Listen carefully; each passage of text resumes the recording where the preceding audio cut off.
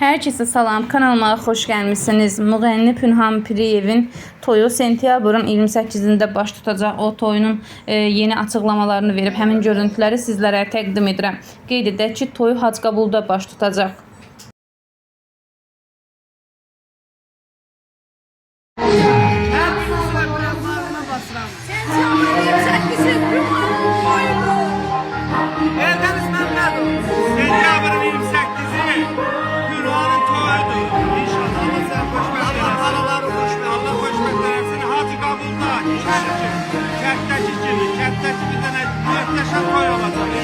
Hamımız orada olur. Bizi sevenler var olsun. Bak, böyle sənətkarlara sağlığında qiymət verək.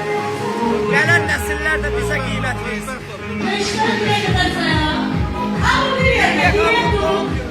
Bağlarından geliyorsun. Ama içinden büyük hoşlar değildi. 5, 4, 3, 2, 1,